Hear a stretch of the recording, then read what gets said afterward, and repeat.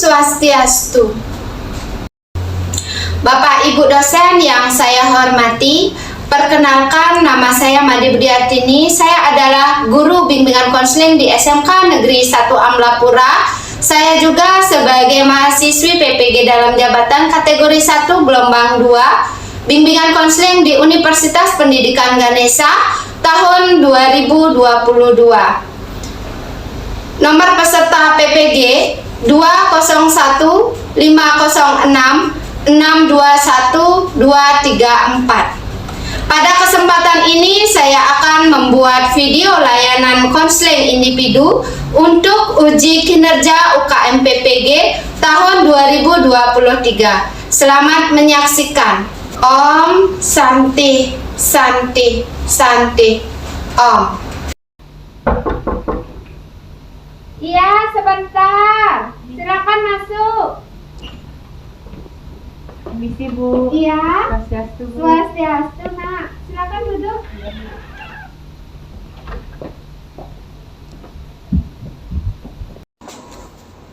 Apa kabar, Nak Dwi? Baik Bu. Syukurlah kalau begitu. Kalau boleh tahu, Nak Dwi di mana ya rumahnya? Saya tinggal di Subagan Bu. Dekat sekali ya dengan sekolah ini ya. Lumayan lah Bu. Iya. Nak Dwi, kira-kira tahu nggak Ibu memanggil Nak Dwi untuk datang ke sini menemui Ibu? Kurang tahu Bu. Apakah Dwi mau dikonseling? Baiklah Nak Dwi, jadi sebelum kita memulai kegiatan hari ini, kita melakukan doa bersama-sama dulu ya. Jadi dalam kegiatan ini biar bisa bermanfaat dan berjalan lancar. Baik, untuk doa Ibu pimpin ya Nak Dwi. Ya Bu. Berdoa mulai. Doa selesai. Nah, tadi Nak Dwi menyampaikan apakah saya mau dikonseling ya Bu? Kira-kira Nak Dwi paham tidak apa itu konseling? Dwi kurang paham sih Bu.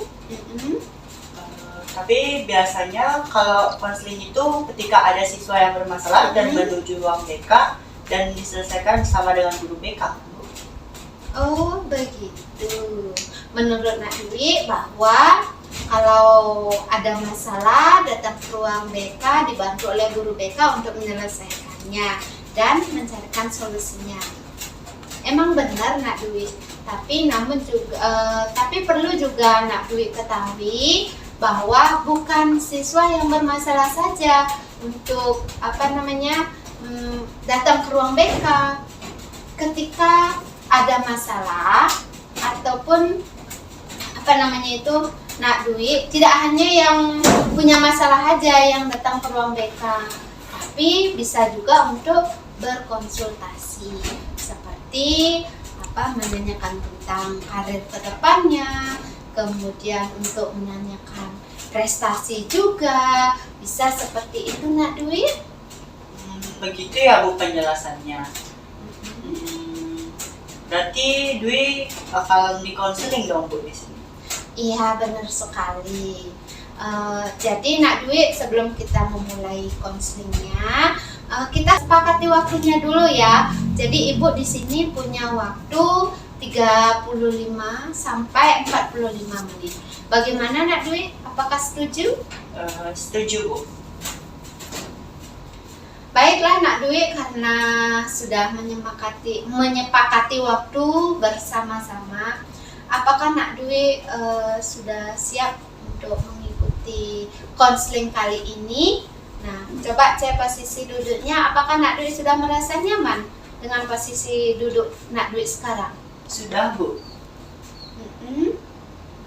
Tapi Dwi minta tolong ke Ibu untuk merahasiakan. Jangan menceritakan ke siapa-siapa. Iya. Seperti itu maksudnya Nak Dwi? Iya Bu.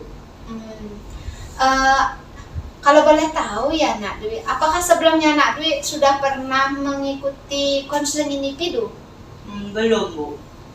Oh begitu, jadi Ibu akan menjelaskan apa sih konseling individu gitu, biar nanti Nak Dwi jelas ya, paham, mengerti maksud dari konseling individu.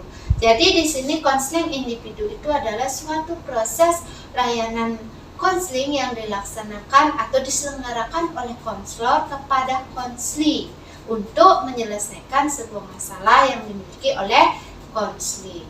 Nah, jadi dalam konseling ini sudah tentu nak, jangan takut, ada asas-asasnya. Ada asas kerahasiaan. Nah, asas kerahasiaan di sini jadi Nak Dwi menyampaikan permasalahan apapun terhadap konselor. Nah, biar Nak Dwi itu paham juga ya, konselor dengan konseli, ibu sebagai konselornya, Nak Dwi sebagai konselinya. Jadi di asas kerahasiaan ini sudah pasti konselor itu akan menjaga kerahasiaan apapun masalah Nak Dwi sampaikan kepada ibu. Seperti itu nak ya. Jadi untuk asas kerahasiaan Nak Dwi jangan sampai meragukan, itu pasti rahasianya akan terjaga betul-betul. Tanpa seizin Nak Dwi untuk mengizinkan ibu menceritakan kepada temannya Nak Dwi, ibu tidak berani. Jadi tanpa seizin konseli untuk menyampaikan, ibu tidak akan pernah menyampaikan ke siapapun. Mengerti Nak Dwi? Dwi mengerti Bu. Iya, itu asas kerahasiaan. Ada juga asas keterbukaan. Nah, di sini Nak Dwi harus terbuka menyampaikan masalahnya ke ibu. Tidak ada masalah yang ditutup-tutupi. Semuanya, apapun masalahnya, sekecil apapun, sebesar apapun, karena Nak Dwi sudah percaya sepenuhnya dengan ibu, jadi masalah itu semuanya disampaikan. Tidak ada yang ditutup-tutupi ya nak ya. Kemudian ada asas kesukarelaan.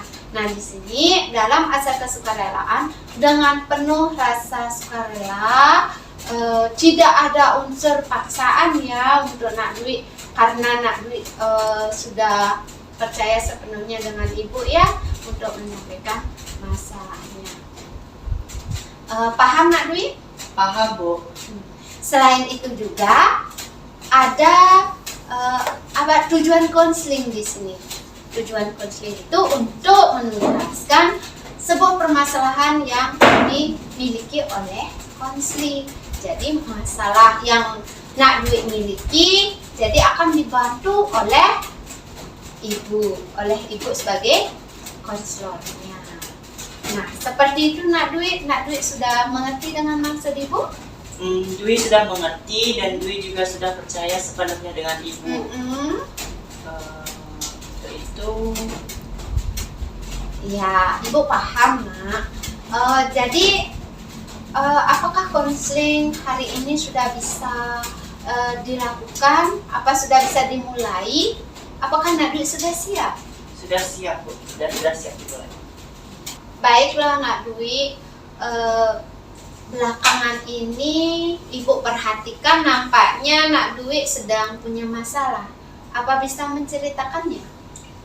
Jadi begini Bu, Dwi dapat panggilan dari wali kelas dan juga mendapat teguran dikarenakan Dwi di absennya kebanyakan alfanya. Dan untuk alfa di absensi kelas itu Bu. Oh begitu. Kalau boleh ibu tahu untuk alfanya berapa kali? 15 kali Bu. Wow, banyak sekali ya nak. Apa yang membuat Nak Dwi tidak berangkat ke sekolah sehingga mendapat alfa sebanyak itu Nak Dwi? Saya membolos Bu. Lalu Nak Dwi? Dwi juga membohongi orang tua, berangkat dari sekolah menggunakan seragam sekolah, tapi Dwi tidak ke sekolah Bu. Oh begitu. Jadi Nak Dwi sering tidak ke sekolah karena membolos, dan orang tua Nak Dwi tidak mengetahui bahwa Nak Dwi itu berangkat dari rumah ke sekolah tapi tidak ada di sekolah, sehingga keterangan alfanya sampai banyak sekali. Benar begitu Nak Dwi? Benar Bu. Baik, Nah, selain itu apalagi Nak Dwi kegiatan pada saat membolos? Dwi juga nongkrong di warung dekat sekolah dengan teman sekolah lain, Bu. Nah, selain nongkrong, kegiatan apa lagi? Dwi juga bermain game dan juga berbincang-bincang dengan teman.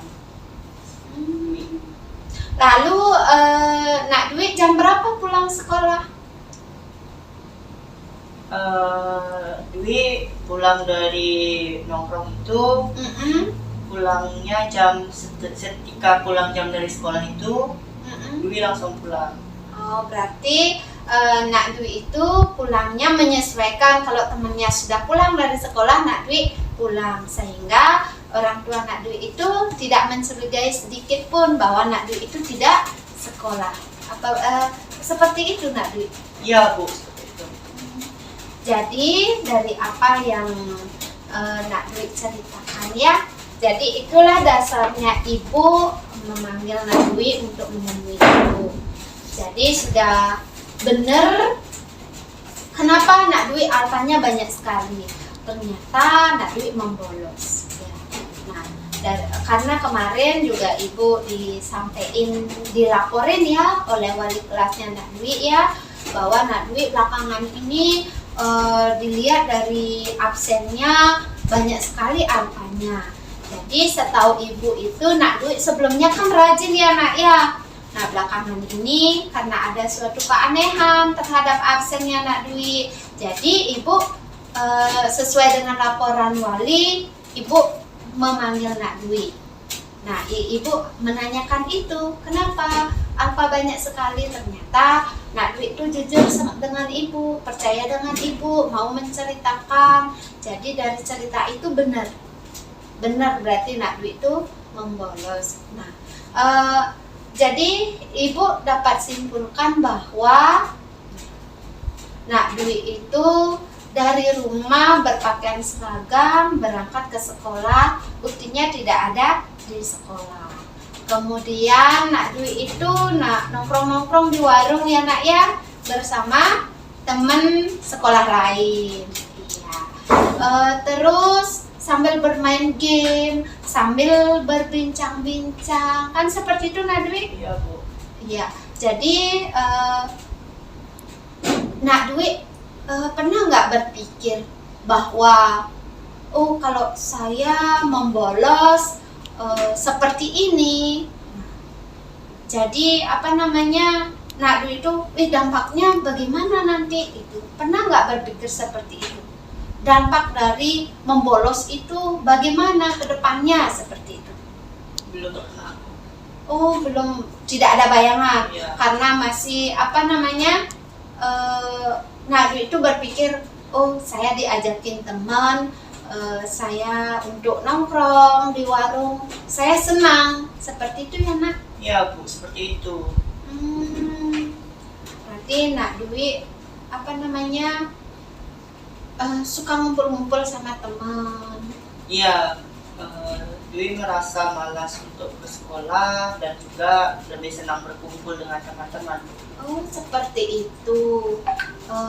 Ibu sangat memahami sekali perasaannya Dwi. Baiklah Nak Dwi, Ibu sangat mengerti sekali apa yang Nak Dwi rasakan. Memang kita butuh motivasi untuk memotivasi diri sendiri akan melakukan sesuatu. Dwi kurang memiliki motivasi, Bu. Begitu. Apakah menurut Nak Dwi tindakan membolos itu benar? Menurut Dwi salah. Terus pernah nggak Nak Dwi itu memikirkan bahwa tindakan membolos itu sangat merugikan diri sendiri? Pernah, Bu. Kenapa Nak Dwi itu lakukan? Ya, Bu, Dwi paham. Dwi juga merasa bersalah dan juga merasa menyesal dan ingin memperbaikinya, Bu.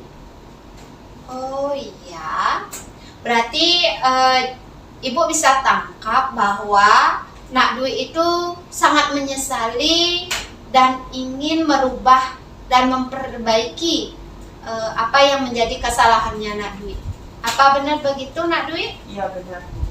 Ya, baiklah Nak Dwi, sebelum lanjut, Nak Dwi, Ibu ada animasi film dampak dari membolos sekolah ya. Silakan ditonton dulu.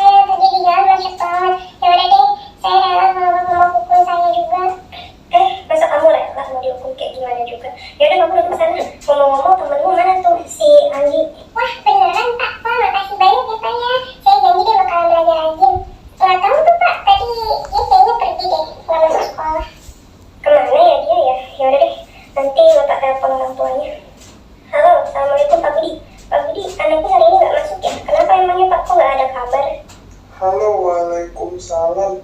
Nah, kemana tuh anak ya? Orang tadi pamitan sama saya mau ke sekolah kok, Pak.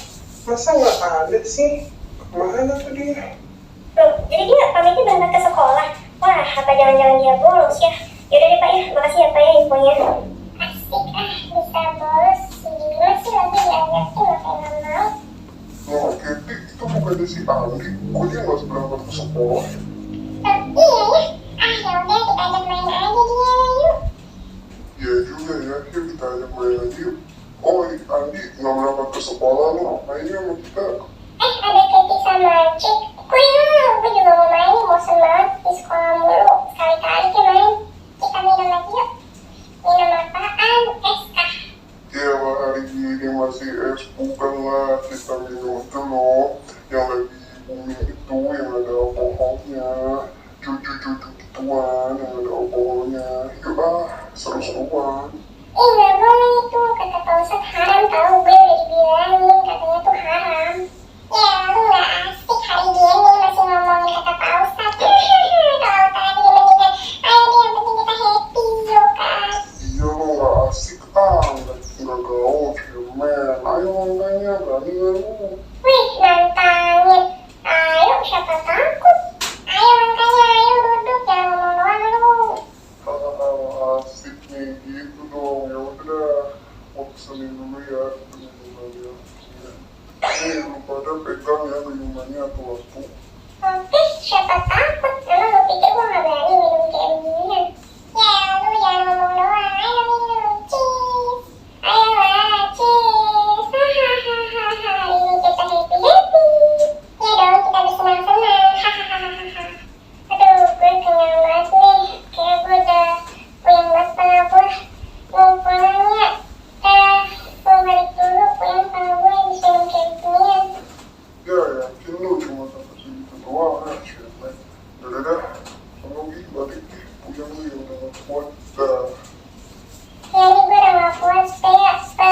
Makasih ya buat hari ini. Bisa banget, pusing. Duh, kok gue teler banget ya. Aduh, kenapa nih kalau gue pusing banget. Gue harus nyebrang nih, harus pulang. Aduh, gak kuat kalau gue pusing. Tidak, ada motor. Wah, Andi gimana ini? Andi udah sadar, syukurlah. Kamu di rumah sakit, tadi kamu habis kecelakaan. Kita semua mengkhawatirkan kamu, Andi. Kamu kemana aja? Oh iya, Andi tadi bolos sekolah. Tadi Andi udah gitu pergi ke mall. Terus ketemu sama teman-teman Andi di mall.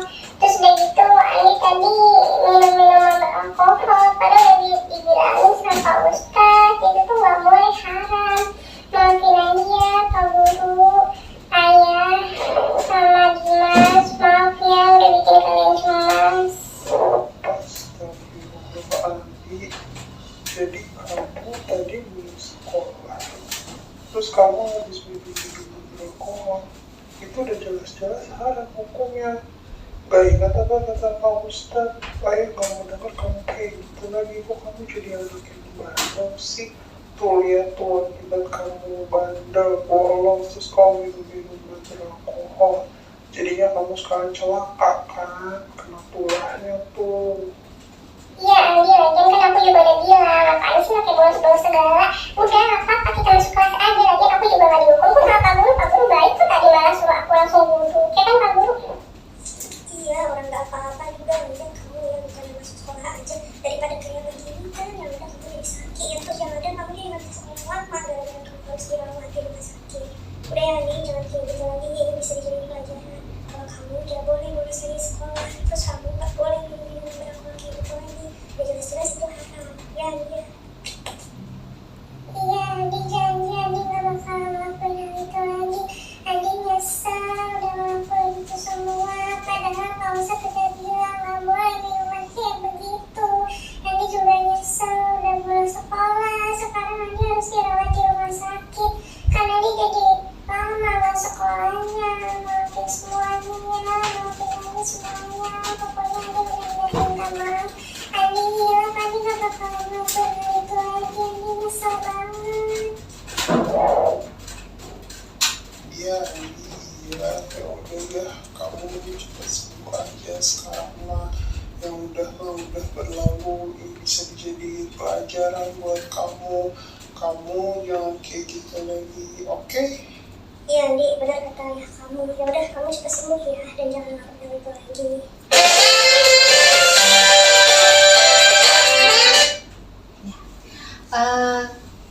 Udah selesai filmnya ya Dwi ya. Nah, dari video yang Nak Dwi tonton, hal apa yang bisa dipetik? Bagaimana dampaknya membolos seperti itu? Dari dampaknya sih lumayan Banyak. ya. Yang pertama, orang tua bagaimana? Orang tua Marah. Terus dari guru juga jadinya absensinya alfa banyak. ya. Gurunya juga marah kan. Kemudian orang tua pasti kecewa. Iya. Iya. Karena apa? Dwi dari rumah itu berangkat ke sekolah dengan berpakaian seragam, terus meminta uang bekal, tapi buktinya tidak nyampe Ke sekolah. Nah, dari video yang tadi tonton, mungkin bisa ada gambaran untuk Nak Dwi ya. Orang tua sudah berpikir bahwa Nak Dwi itu, oh anak saya sekolah loh. Nah, bagaimana kalau tiba-tiba mendengarkan sesuatu yang tidak harusnya terjadi, seperti di video tadi? Bagaimana perasaannya Nak Dwi? Pasti orang tua tuh Kaget ya, tiba-tiba Nak Dwi sudah berada di rumah sakit itu. Mestinya Nak Dwi itu dari pihak sekolah menyampaikan bahwa Nak Dwi itu hari ini hadir ke sekolah, tapi nyatanya tidak ya. Nah, jadi dari video ini bisa banyak hal yang Nak Dwi bisa petik ya Nak. Jadi sekarang Nak Dwi karena sudah menonton videonya tadi, nah Ibu karena tadi Nak Dwi sudah menyesali ya, kemudian pingin merubah perilaku yang tidak baik itu menjadi perilaku yang baik. Nah, untuk menyelesaikan itu, gimana kalau kita membuat sebuah kontrak perilaku? Boleh Bu? Iya. Nak Dwi setuju? Setuju. Kontrak perilaku itu seperti apa ya Bu? Baiklah Nak, jadi Ibu akan jelaskan terkait dengan kontrak perilaku.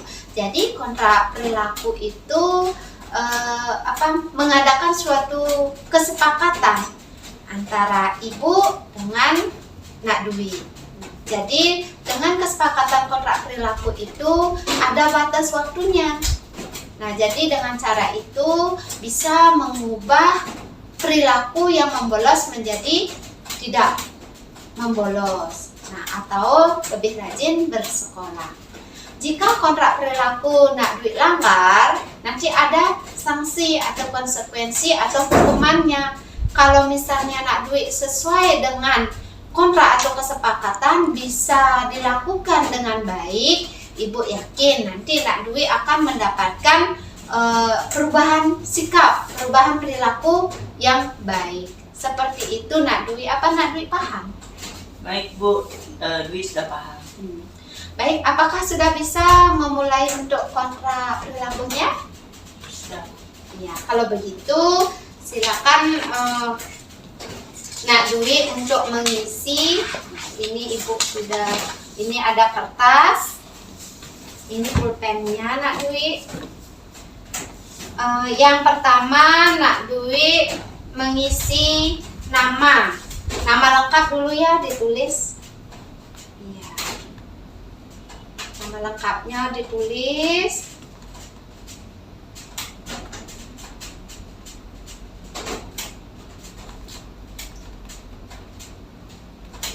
Iya, dilengkapin dulu itu.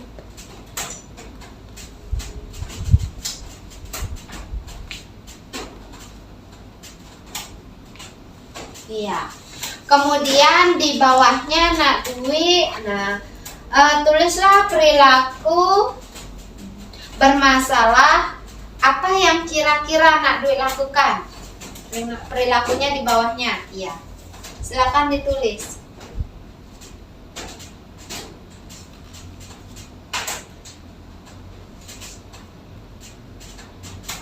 Sesuai dengan apa yang nak duit ceritakan tadi ya.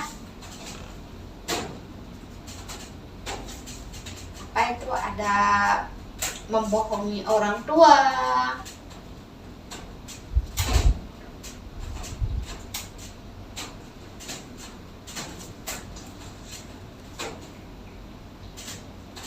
iya. Sekarang di bawahnya tulis nak, tadi sudah menulis perilaku yang bermasalah. Kemudian di bawahnya lagi nak duit tulislah perilaku yang baik yang ingin nak duit lakukan. Apa perilaku baiknya? Saya rajin sekolah, seperti itu. Terus yang lainnya juga.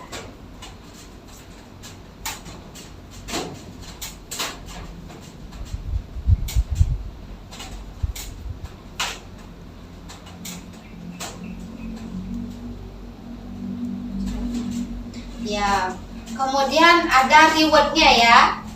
Nah, di sini nak duit menulis reward atau penghargaan apa yang nantinya nak duit bisa lakukan. Nah, seandainya nak duit sudah berhasil untuk mengubah perilaku nak duit ke lebih baik, nah rewardnya apa? Misalnya dari membeli makanan apa yang nak duit sukai, itu dibeli ya sebagai rewardnya. Contohnya suka es krim gitu.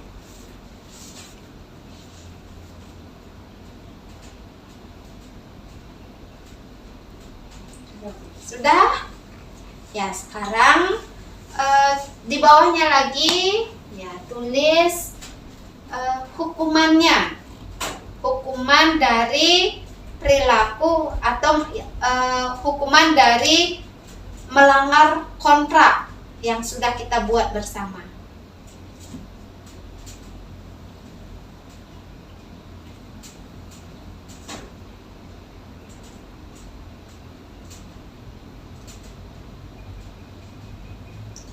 Iya, sudah. Nah, jadi nak duit sudah mengisi. Coba dibacakan sekarang apa aja isi dari kontrak perilakunya nak duit. Nama lengkap Imadi Dwi Anggara, kelas 11 PH 3, nomor absen 5. Yang pertama, tulislah perilaku bermasalah yang apa saja yang kira-kira Anda lakukan. Mm-mm. Di sana saya menulis sering membohongi orang tua, Mm-mm. sering membolos sekolah, Mm-mm. dan sering mendapat alfa. Mm-mm. Dan yang kedua, tulislah perilaku baik yang Anda inginkan. Mm-mm. Yang saya tulis, tidak membolos lagi dan saya akan rajin bersekolah. Iya. Dan yang ketiga, tulislah reward penghargaan yang ingin Anda dapatkan jika bisa melakukan perilaku baik, perilaku positif. Mm-mm. Yang saya akan rewardkan adalah saya akan membeli makanan seperti es krim dan juga saya akan membeli kebutuhan pokok seperti pakaian. Iya. Dan yang keempat, tulislah hukuman atau sanksi yang Anda dapatkan jika Anda melakukan kontrak perilaku tersebut. Saya akan membersihkan seluruh toilet di sekolah. Iya. Baiklah nak, karena sudah dibacakan apa isi dari kontrak perilaku ini. Nah, di sini juga Ibu dengan Nak Dwi ada suatu kesepakatan untuk menandatangani. Ya, jadi Ibu juga ikut menandatangani di sini. Jadi yang di sini adalah pihak pertama adalah Dwi, jadi Ibu sebagai pihak kedua. Ya, silakan dulu Nak Dwi ditandatangani.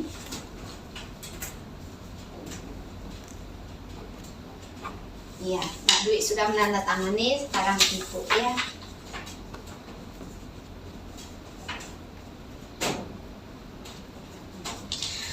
Baik, karena sudah selesai menandatangani kontrak perilaku ini, silakan Nak Dwi dibawa kontrak perilakunya, bawa pulang, sampaikan sama orang tua dan mintain tanda tangan. Apakah Nak Dwi bisa? Bisa.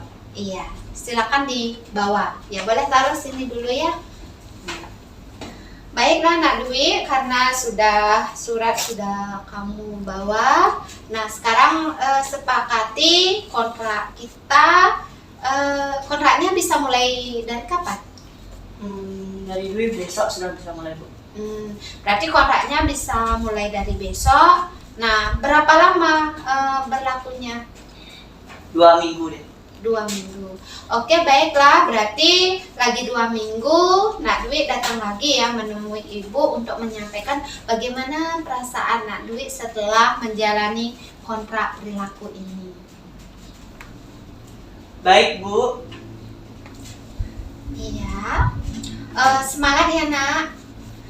Mungkin ada sesuatu yang ingin disampaikan pada Ibu lagi. Mungkin ada sesuatu yang belum paham dari Ibu. Sudah cukup sih, Bu. Ya, mudah-mudahan dengan membuat kesepakatan kontrak perilaku ini, jadi untuk Nak Dwi bisa merubah perilaku yang tidak baik menjadi lebih baik. Bagaimana Nak Dwi? Sudah mengerti? Sudah mengerti, Bu. Wah, ternyata tidak terasa ya, waktu kita sudah kurang lebih 45 menit untuk konseling kali ini. Ini artinya konseling kita sudah selesai. Apakah Nak Dwi sudah cukup untuk konseling hari ini? Sudah, Bu. Sudah cukup. Sudah cukup ya. Sebelumnya Ibu mengucapkan terima kasih Nak Dwi sudah Nak Dwi hadir ke sini untuk melakukan konseling. Nah, jadi sesuai dengan kesepakatan kontrak kita, jadi kita akan bertemu 2 minggu kemudian. Baik, Bu. Apakah Nak Dwi bersedia? Bersedia. Iya. Jadi Nak Dwi silakan untuk memikirkan masa depannya Nak Dwi ya. Kalau sudah bersungguh-sungguh Nak Dwi melakukan kontrak perilaku ini, Ibu yakin Nak Dwi bisa kembali seperti dulu lagi, jadi anak yang baik, jadi anak yang lebih rajin lagi. Jadi jangan mengecewakan orang tua. Nah, kalau sudah seperti itu, Nak Dwi ini pasti akan memiliki masa depan yang bagus untuk kedepannya. Ya Nak Dwi ya. Nah, sebelum mengakhiri Nak Dwi, silakan dulu Nak Dwi mengisi Nah, ini ada lembar kepuasan konseling ya. Hari ini bagaimana? Silakan diisi.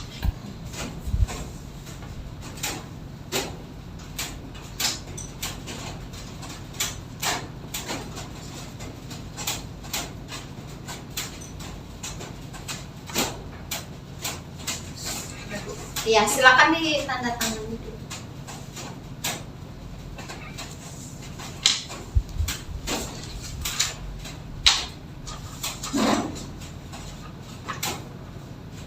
Baik, kalau begitu sampai jumpa 2 minggu lagi. Ibu mengucapkan terima kasih banyak. Nanti sudah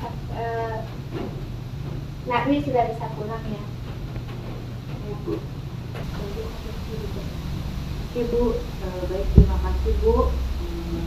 Sampai jumpa 2 minggu. Terima kasih ya. Sudah sama-sama.